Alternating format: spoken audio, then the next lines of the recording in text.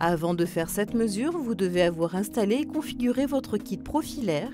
Pour cela, visionnez la vidéo « Installation et configuration du kit profilaire ». Vérifiez que vous avez une boîte de capteurs pour prélèvement statique avec badge individuel. Cette boîte contient 2 jeux de code barre identiques.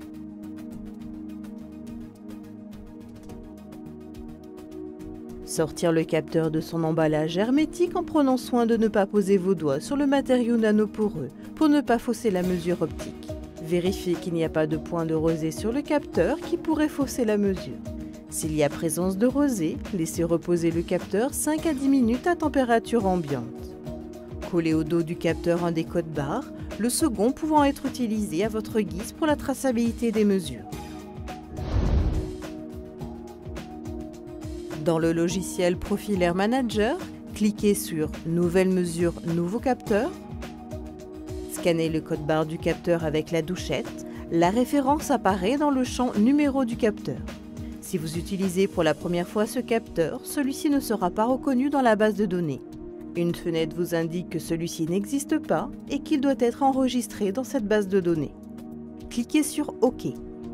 La fenêtre du nouveau capteur apparaît. Cliquez sur « Valider ». Entrez les informations sur le capteur et cliquez « Validation » puis « Nouvelle mesure ». Insérez le capteur dans le lecteur. Une fois que la valeur mesurée s'affiche sur l'écran, retirez le capteur du lecteur optique, puis validez la première mesure. Il est conseillé de réaliser un minimum de 3 à 5 mesures unitaires, mais vous pouvez en réaliser jusqu'à 10 pour fiabiliser la mesure optique. Votre capteur est maintenant initialisé. Toujours réaliser la mesure optique initiale et finale en introduisant le capteur dans le même sens, le code barre vers le bas par exemple.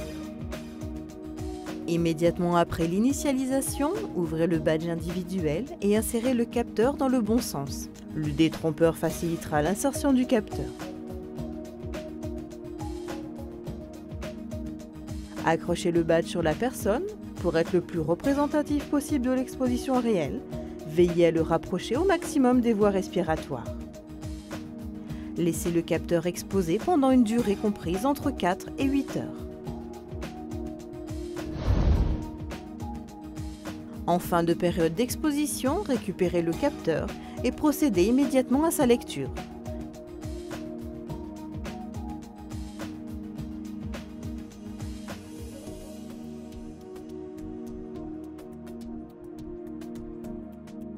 Il est conseillé de réaliser un minimum de 3 à 5 mesures unitaires, mais vous pouvez en réaliser jusqu'à 10 pour fiabiliser la mesure optique. Validez les mesures pour obtenir le résultat. Toujours réaliser la mesure optique initiale et finale en introduisant le capteur dans le même sens, le code barre vers le bas par exemple. Pour analyser les résultats, cliquez sur l'onglet « Résultats ». Vous accédez à la liste de tous les capteurs.